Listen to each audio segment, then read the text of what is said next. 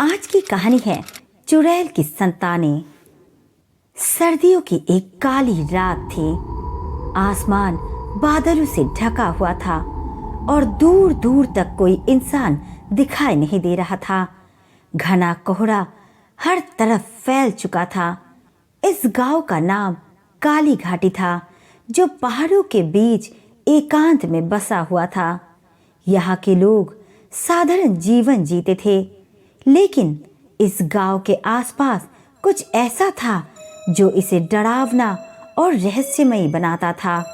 लोग यहाँ से दूर दूर तक अजीब अजीब कहानियां सुनते थे, खासकर उस पुरानी हवेली की जो गांव के किनारे एक पहाड़ी के ऊपर स्थित थी। इस गांव में एक गरीब किसान था जिसका नाम था रामू। रामू का जीवन कठिनाइयों से भरा हुआ था। उसकी खेती बर्बाद हो चुकी थी और उसके पास इतनी भी जमीन नहीं थी कि वो अपने परिवार का पेट भर सके। रामू का जीवन सूखा और कठिनाई भरा था, लेकिन उसकी सबसे बड़ी चिंता थी कि वो अकेला था। उसकी शादी नहीं हुई थी और उम्र बढ़ने के साथ उसकी ये चिंता और बढ़ने लगी थी। एक दिन जब रामू खेत में काम कर रहा था, तभी उसकी नजर एक अजनबी स्त्री पर पड़ी। वो औरत बेहद सुंदर थी। उसके बाल लहराते हुए काले थे और आंखें गहरी, मानो उसमें कोई गहरा राज छिपा हो। रामू ने पहली बार किसी स्त्री को इतने करीब से देखा था। वो औरत उसके पास आई और बड़ी ही सहजता से बोली, मैं यहाँ पास के गांव से आई हूँ, क्या तुम मुझे कुछ पानी पिला सकते हो? रामू ने बिना किसी संकोच के उसे पानी पिलाया। दोनों के बीच बातें होने लगी और धीरे धीरे दोनों में दोस्ती हो गई। वो औरत गांव में रहकर रामू के साथ काम करने लगी और रामू का जीवन भी सुधरने लगा। कुछ दिनों बाद रामू ने उस औरत से शादी का प्रस्ताव रखा और अजीब बात ये थी कि उसने बिना किसी देरी के ये प्रस्ताव स्वीकार कर लिया। शादी के बाद रामू और उसकी पत्नी, जिसका नाम अब वो सुजाता बताता था, खुशी खुशी जीवन जीने लगे। सुजाता में एक अजीब आकर्षण था जिसे रामू कभी समझ नहीं पाया। उसकी खूबसूरती और उसका स्वभाव रामू को बहुत खुश रखता था, लेकिन गांव के लोग उसे देखकर हमेशा डरते थे। कोई नहीं जानता था कि सुजाता कौन थी और कहां से आई थी। कुछ बुजुर्गों ने तो रामू को चेतावनी भी दी कि वो उस स्त्री से सावधान रहे, लेकिन रामू ने उन सबको नजरअंदाज कर दिया। कुछ सालों बाद रामू और सुजाता के घर में खुशियों की एक नई कड़ी आई। सुजाता ने 2 जुड़वा बच्चों को जन्म दिया, एक लड़का और एक लड़की। रामू इन बच्चों को देखकर बेहद खुश था, लेकिन जैसे जैसे बच्चे बड़े होते गए, गांव के लोग उनके बारे में बातें करने लगे। बच्चों के व्यवहार में कुछ अजीब सा था। वे आम बच्चों की तरह नहीं थे। वे दोनों एक दूसरे की आंखों में देखकर बातें कर सकते थे। कभी कभी उनके पास खड़े लोगों को लगता था कि वे दोनों कुछ अजीब शक्तियों का इस्तेमाल कर रहे हैं। एक रात जब गांव में अंधेरा था और लोग अपने अपने घरों में सो रहे थे, रामू को कुछ आवाजें सुनाई दी। वो चौंक गया और बाहर निकलकर देखा। उसके बच्चों के कमरे से कुछ अजीब सी रोशनी आ रही थी। डर और चिंता से भरे हुए रामू धीरे धीरे उस कमरे की ओर बढ़ा।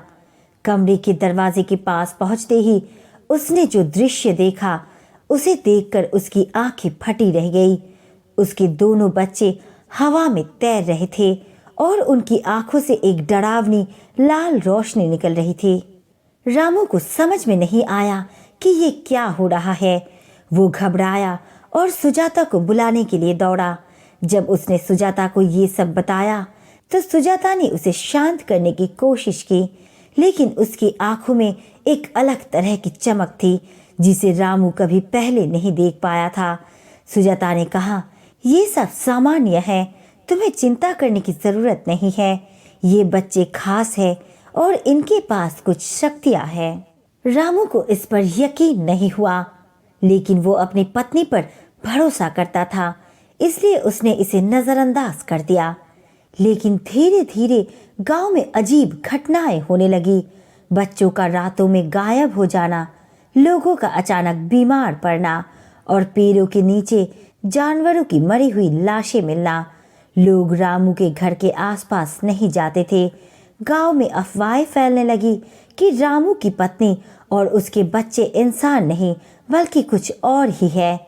फिर एक दिन जब रामू अपने खेत से वापस लौट रहा था, उसने गांव के किनारे उस पुरानी हवेली के पास कुछ देखा जिसने उसे पूरी तरह से झकझोर कर रख दिया। हवेली के अंदर उसकी पत्नी और उसके बच्चे एक गोल घेरे में खड़े थे। हवेली की दीवारों पर अजीब आकृतियां बनी हुई थी और उसके बीच में एक बड़ा काला पत्थर था। पत्थर से एक अदृश्य शक्ति निकलने लगी और रामू को ऐसा लगा मानो उसके चारों ओर कोई अदृश्य शक्ति उसे खींच रही हो। उसके पैर कांपने लगे और उसे पता चल गया कि उसके साथ कुछ बहुत भयानक होने वाला है। तभी सुजाता की नजर रामू पर पड़ी। उसकी आंखों में एक अजीब सी चमक थी। उसने कहा, अब जब तुमने सब कुछ देख लिया है तो तुम्हें सब कुछ जानने का अधिकार है। मैं कोई साधारण इंसान नहीं हूँ, मैं चुड़ैल हूँ और हमारे बच्चे भी वही है, वे इस दुनिया के नहीं है। रामू के कानों में ये शब्द गूंजने लगे। उसे यकीन नहीं हुआ कि वो जिस औरत से इतने सालों तक प्यार करता रहा वो चुड़ैल थी। तुम्हें डरने की जरूरत नहीं है रामू, सुजाता ने कहा। तुम हमारे परिवार का हिस्सा हो और अब समय आ गया है कि तुम भी हमारे इस रहस्य का हिस्सा बन जाओ। रामू कांपते हुए पीछे हटने लगा, लेकिन उसके बच्चे अब उसके सामने खड़े थे। उनकी आंखों में वही लाल चमक थी। वे धीरे धीरे उसकी ओर बढ़ रहे थे, मानो वे उसे अपनी शक्तियों के वश में कर लेना चाहते हो। रामू ने खुद को छुड़ाने की कोशिश की, लेकिन उसकी सारी शक्ति खत्म हो चुकी थी। सुजाता ने कहा, तुम्हारा यहाँ से निकल पाना अब मुमकिन नहीं है। तुमने हमारे राज को जान लिया है और अब तुम इसका हिस्सा हो। ये तुम्हारा भाग्य था। अचानक हवा में एक जोरदार चीख सुनाई दी और हवेली की दीवारें हिलने लगी। गांव के लोग इस चीख को सुनकर अपने घरों से बाहर निकले, लेकिन हवेली के पास पहुंचने की हिम्मत किसी में नहीं थी। कुछ पल बाद जब सब कुछ शांत हुआ तो हवेली और रामू का परिवार हमेशा के लिए गायब हो चुका था। लोग कहते हैं कि उस रात के बाद से कभी किसी ने रामू, उसकी पत्नी या उसके बच्चों को नहीं देखा। लेकिन गांव के कुछ बुजुर्ग आज भी कहते हैं कि अगर आप उस हवेली के पास जाएंगे तो रात के अंधेरे में वहां से बच्चों की हंसी और चुड़ैल की चीखें सुनाई देती है और कभी कभी गांव के किनारे कुछ अजीब आकृतियां दिखाई देती है जो हवा में तैरती रहती है। क्या वो सचमुच रामू का परिवार था या कोई और ही प्रेत माया था जिसने रामू की दुनिया को अपने में समेट लिया था? इसका जवाब आज तक कोई नहीं जान पाया। गांव वाले बस यही कहते हैं कि उस पुरानी हवेली के पास ना जाना ही बेहतर है, क्योंकि वहां की हंसी और चीखें अब भी रहस्य में लिपटी हुई है। तो दोस्तों, आज की कहानी यही खत्म होती है। आपको हमारी आज की वीडियो कैसी लगी कमेंट करके ज़रूर बताइएगा और वीडियो पसंद आए तो लाइक, शेयर और सब्सक्राइब ज़रूर कीजिएगा। मिलते हैं अगले वीडियो में एक नई कहानी के साथ। तब तक के लिए अपना ख्याल रखिए। नमस्कार।